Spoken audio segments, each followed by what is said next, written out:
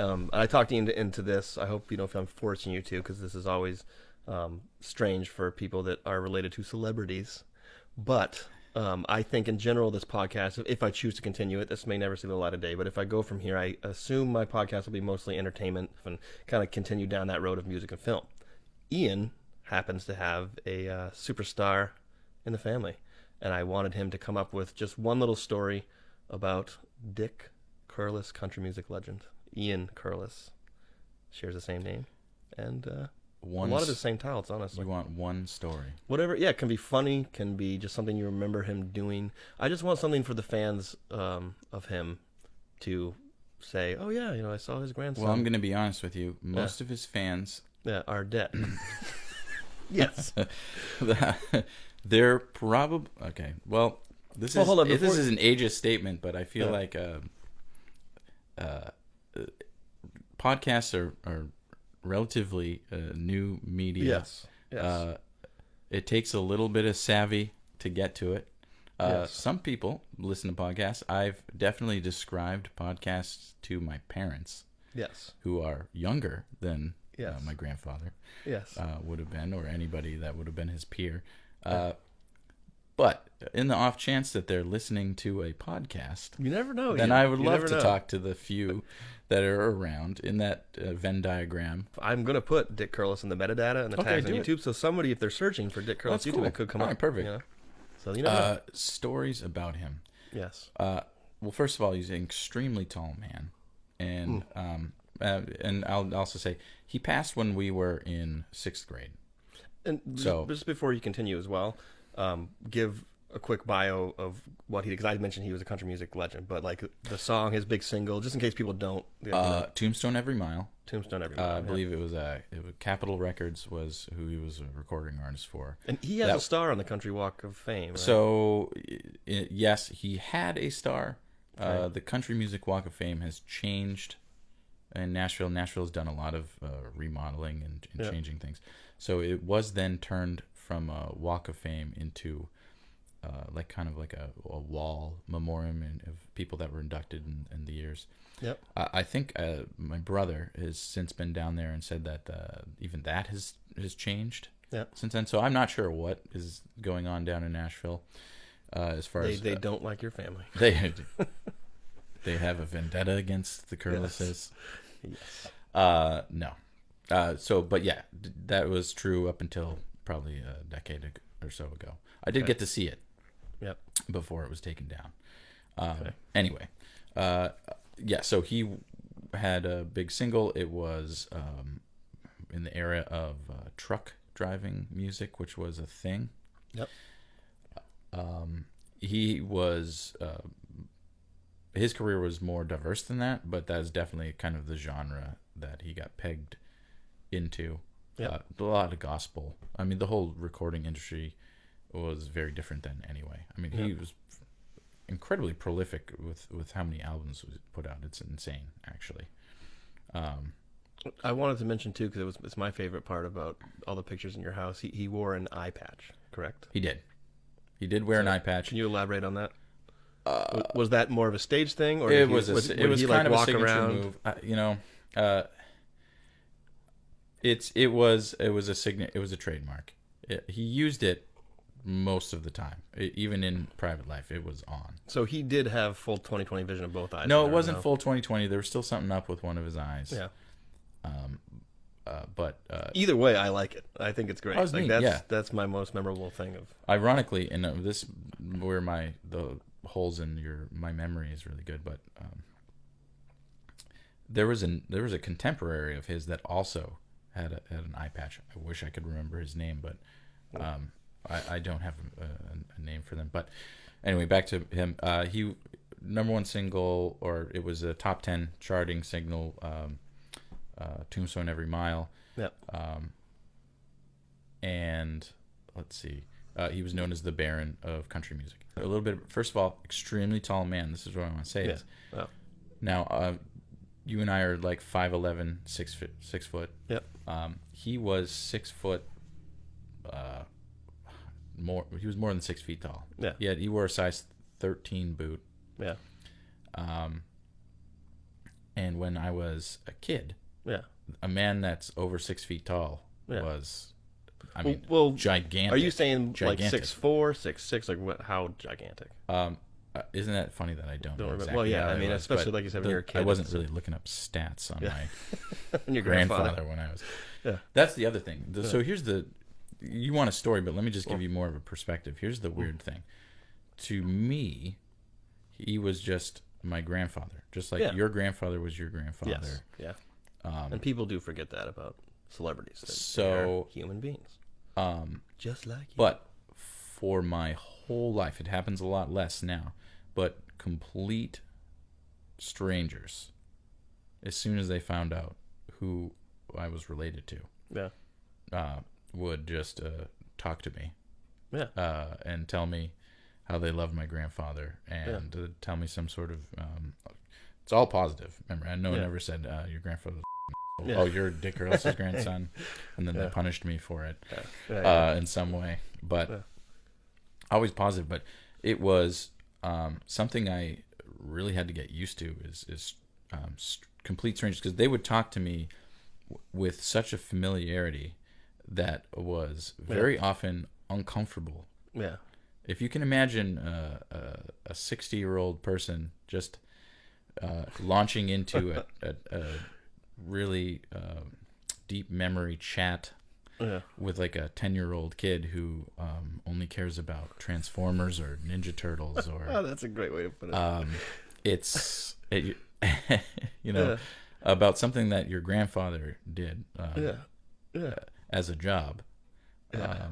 Okay, so what did your just to put this in perspective? What did your father's father do for work? He did a bunch of jobs, but did he delivered a main job. He drove like I think Nabisco. I want to say. Okay, perfect. I love that. Stop right there. Okay, that was one of his jobs. All right, so you're 10 jobs, years. So you're 10 years old. Yeah. We were very into Ninja Turtles at that time, presumably. Yeah. Somebody finds out that you're your grandfather's grandson, and he's 60 years old, and he wants to talk about all the ins and outs of Nabisco and the delivery driving of that. And in the meantime, you're just like, I don't know you. Yeah. I don't want to know you. It's it's not that you don't want. You're standing in between me and my ability to go watch Ninja Turtles right now.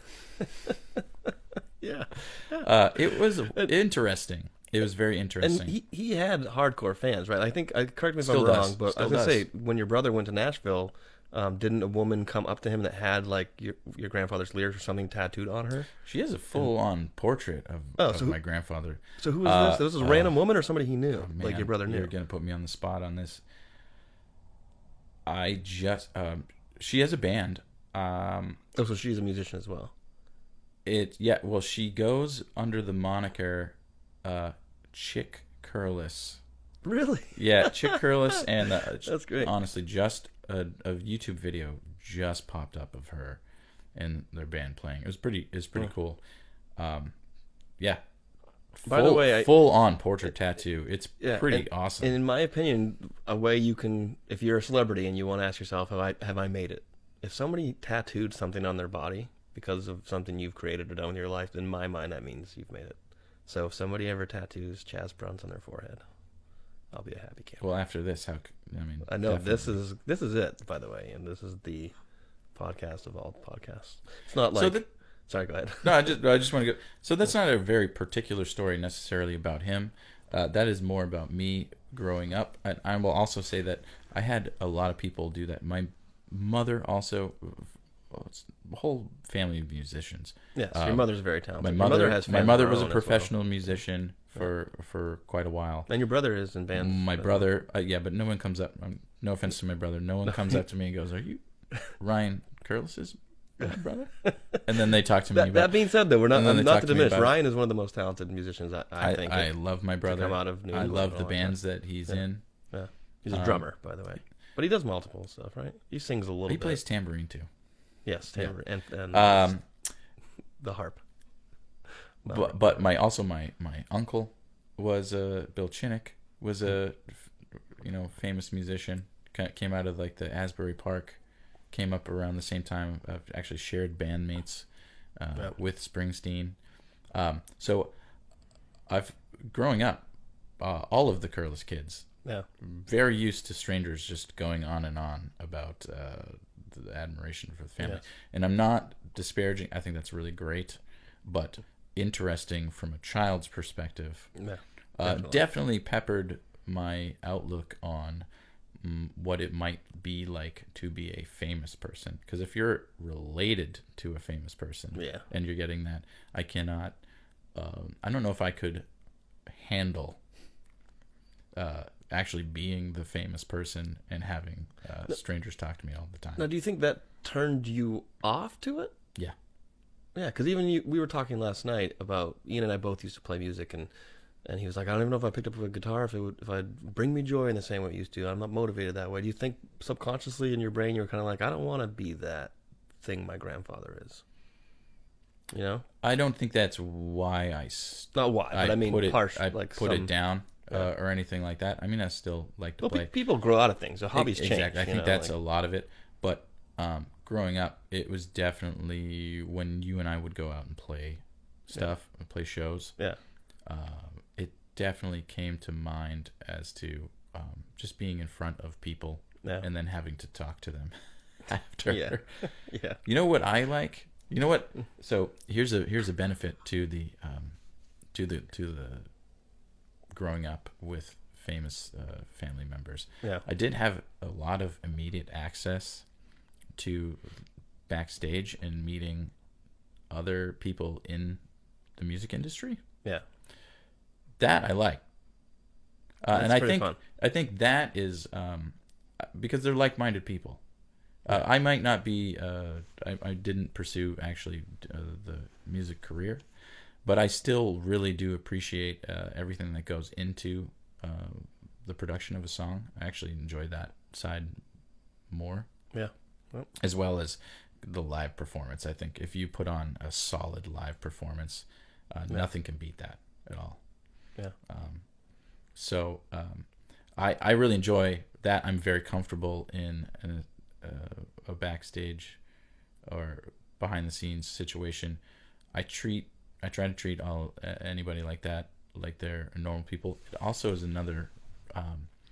It's peppered my outlook on things. Whereas if I do see celebrities in the wild, out in real life, I leave them alone. Yeah.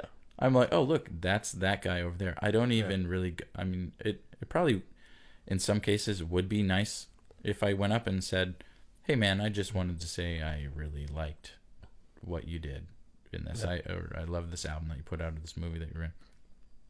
But I just assume that, again, I was the family member of somebody getting strangers coming up to me. That he or she has already had that happen a dozen times that day. Yeah. And it may have no effect on them. Yeah. But it also may. It also may. But I also just like to let them be and just be like, you know what? I'll let somebody else gush in my place. It doesn't change my outlook. All right. So he did teach me to play guitar. So that's something I got. That's pretty cool. Now, did you enjoy that process? Because when I took guitar lessons when I was younger, it wasn't fun. Your fingers hurt, and I remember arguing with my parents saying, I actually dropped out of my lessons and went and taught myself. Well, it wasn't. So was it fun? Like, was it a bonding experience, or were you like, Grandpa? It was a bonding experience. Okay. It was. What was cool about it is it was okay. So he didn't 100% teach me everything about guitar. Yeah. But he did teach me some basic chords and where to put my fingers. And he didn't treat me like a little kid. Like, he knew that I could do it. He knew that it just was going to take practice. Yeah. And he started pretty simple. And bar chords were really one of the big things that he taught me that I really took and ran with. Yeah. So no, it wasn't. I did like it. Yeah. It was all simple blues stuff, really. Yeah. Blues based We weren't doing scales. We're just doing like simple 3-chord structure. A couple where to place my fingers. He may have shown me. There's some variations that I do with maybe some of my a couple of my chords, E's and D's, with placements of my pinky. Yeah. That he influenced. Yeah, I think he may have shown me some things like that. That just like it's an automatic stylistic go-to. Well, I hate to interrupt, but it just crossed my mind because you mentioned how his music had an effect on you. Do you think he, in the reverse, looking at you, wanted you to go into music or expected you to? And did he ever talk to you about that or show, or were you too young? No. It wasn't talking. Definitely too young. So he was just trying to help you have a new hobby as a young kid. We all liked music. I wanted it. But he never said like, "Oh, you're gonna you should sing country music and you're gonna be the next big star." Like, he never didn't do that. But my whole family if there's one thing that we all can get along and enjoy and talk for hours about is music. Yeah. 100%. And a huge variety of music. But that's cool though that you didn't feel that pressure. Because like my dad's a chiropractor, and I remember as a family member saying, "Oh, I'll probably have to become a doctor or that you kind of have that thing." So you never had that in your family. No, it wasn't like, pressure. You should all be musicians. No, so if Jackson anything, 5. It was like if I wanted to do that, no one was going to discourage me from saying that that's not a possibility because they'd all done it. Yeah, he was still doing it. My mother had done it. She gave it up to she would rather have been a mother to her 3 children than being on. I mean, it's not an easy job. No. Your hours are different. Yeah. You constantly have to be in front of people, strangers, and put on a good show. I mean, if you're going to be good at it, you can be an asshole and you can go out and give your absolute word. I don't imagine you're going to get very far with that. You're on an opposite schedule. You're traveling all of the time. It's definitely easier, I would imagine, if you don't have kids or any other obligations. I've noticed that, especially working in film and TV with the crazy hours, that a lot of America and the world really does think of entertainment as such a glamorous lifestyle, and it can be pretty miserable. Oh no, it's a job. Especially if you are on tour and you don't see your family and you're just dealing with yes men all around you all the time. And I don't know if that's how what your grandfather's situation was, because it was a different time in the music industry. But like maybe he just wanted to be at home playing guitar with his grandson. Maybe. And actually, that's a question I would like to ask you. Do you think he enjoyed being famous? Do you think was he more into the music portion and was I'm an artist, or do you think he kind of liked the showmanship and the fame and that portion? Like, I know it's tough for you to say as a young kid looking at him, but if you look back now, what would you guess? I honestly couldn't speculate on that other than I believe he enjoyed that. I mean, that's something he just loved music. Yeah. I mean, that's just evident by I think I've inherited, or it's still somewhere in one of the kids' family. We have his record collection from when he was a teenager. It's vast. Yeah. It's quite large. Yeah. He was very into the blues and he liked music. Yeah, so he was a musician first and foremost. Definitely. I personally think that's how it goes in life. Everybody I ever knew that was out in Hollywood or New York, wherever, trying to get fame, never got it. I think the quickest way to not be famous is to seek fame. Mm. You have to first be about whatever it is you're doing. He wasn't seeking that. I think it goes without saying it was a job. I mean, obviously, if you can do that, then why wouldn't you do that versus shoveling coal? Yes. It certainly is more. It lends itself to being more glamorous. I mean, it still is work. Ian, I would still work. If I could shovel coal. That is my dream job. Well, not. I mean, I'm saying if that's. No, I know. If you have options, I don't think you're going to take that job. I think you're probably just your mind's going to gravitate towards what would seem like a fun job, and I'm sure it is a fun job. But I just want to say, like, it goes. There's work that goes into it. Like, it takes a lot of effort to be a true showman and be.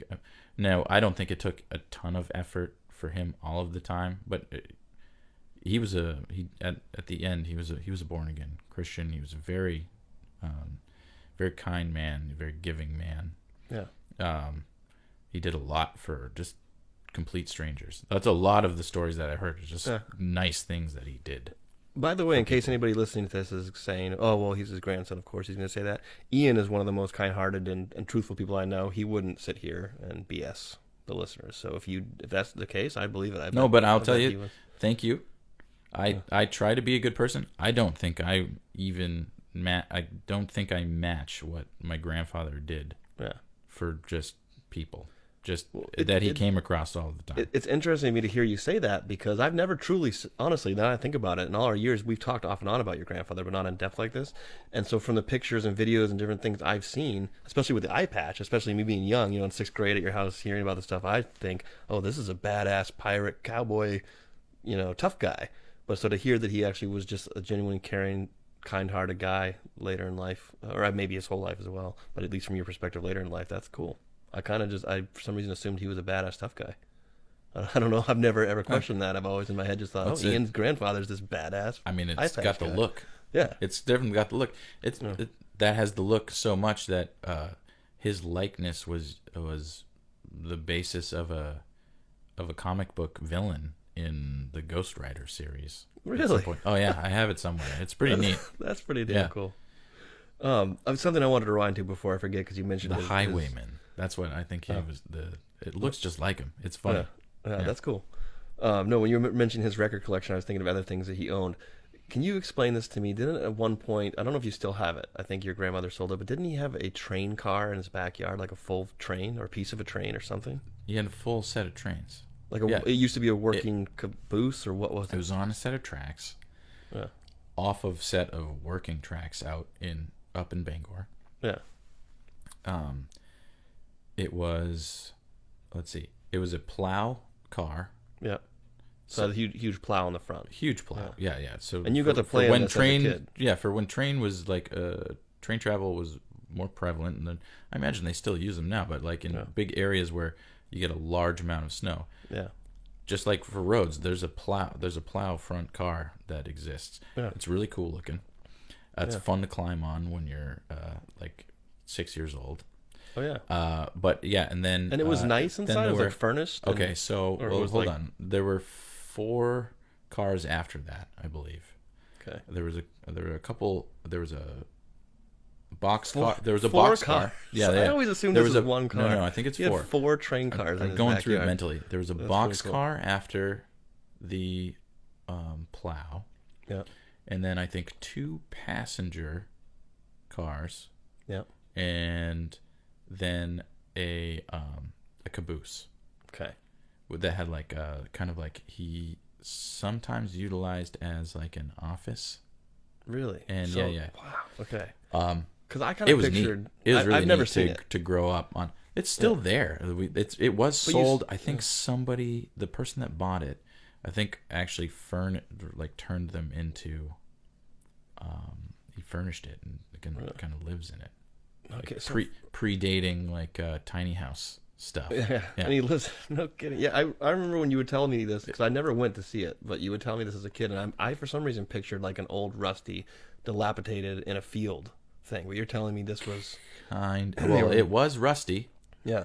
It's old. It was old. Right? It was old, and do you know what definitely year? Part of it. No idea.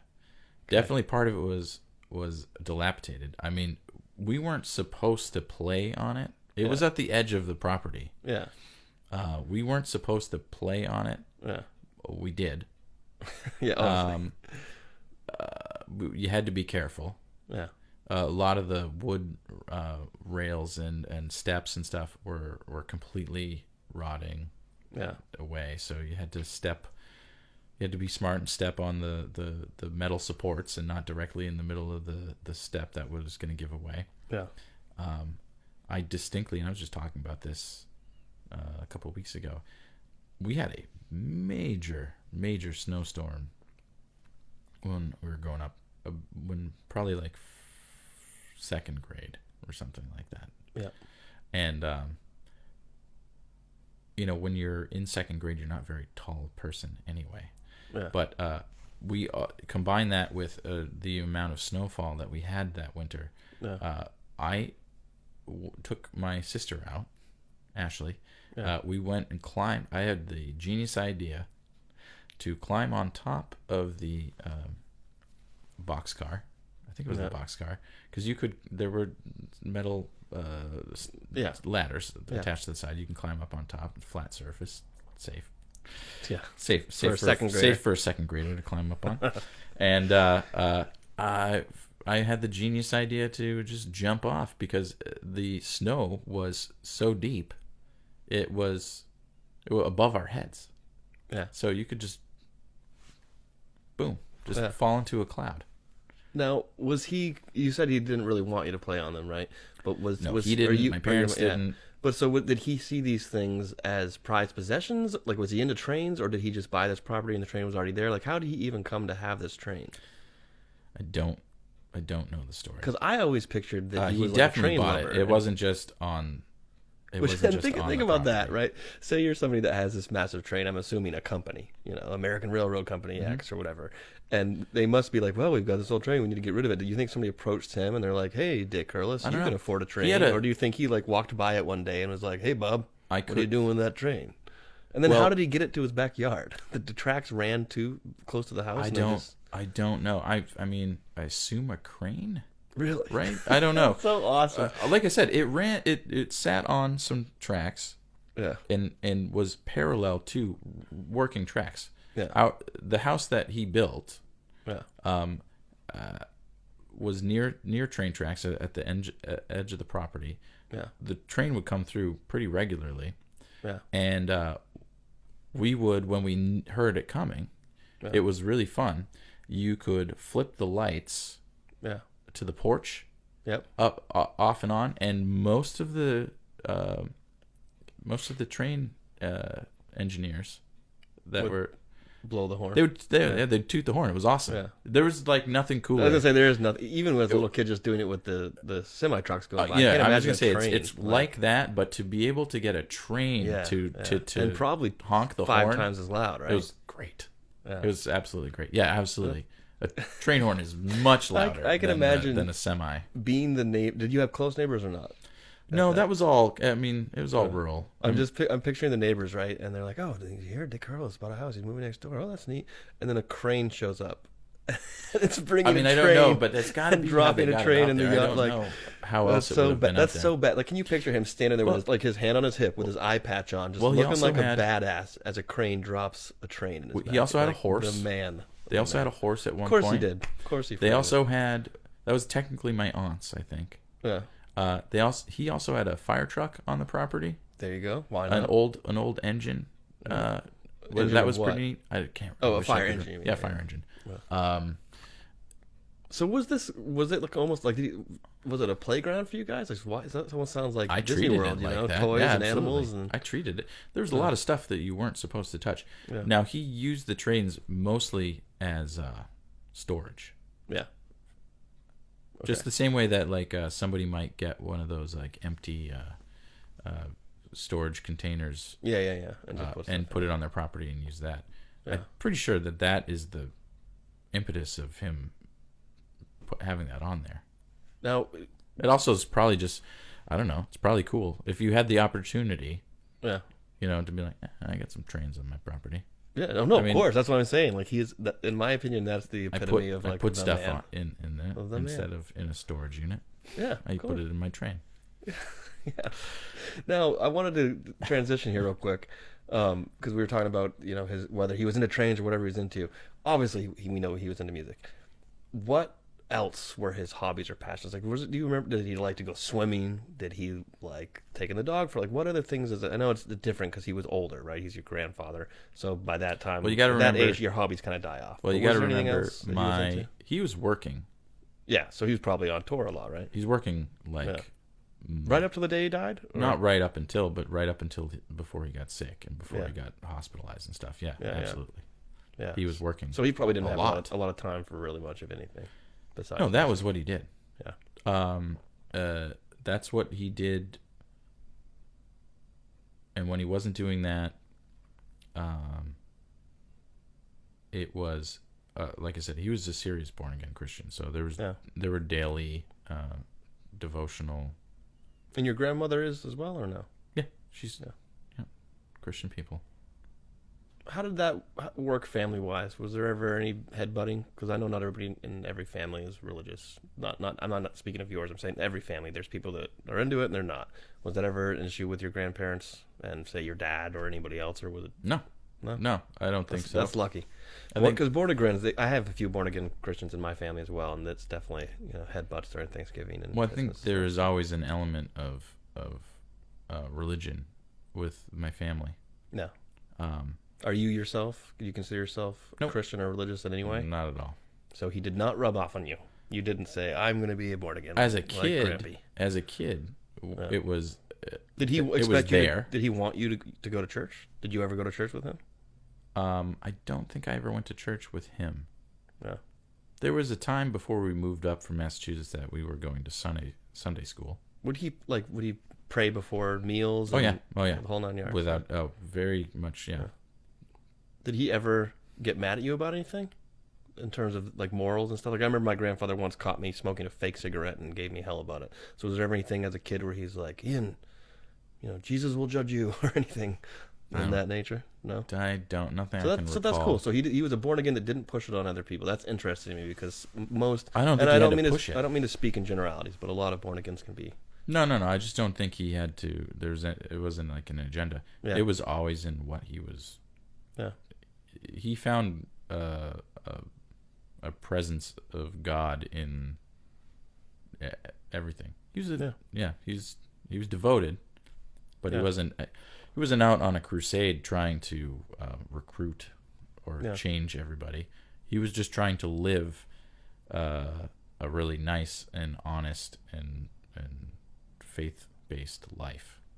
That's cool. On that note, actually, I was going to try to wrap it up for at least this portion. If you had a suggestion for any fans of your grandfather that are listening for a specific song that they should go and check out aside from that single, all I would say is, I don't have a particular favorite song. No. His catalog is vast. How many albums do you know? I don't know. I mean, I know that Bear Family Records, which I believe is out of they're either out of Germany or Norway. Yep. They own his catalog? No, they don't necessarily own his catalog. They put out 2 different box sets. Yep.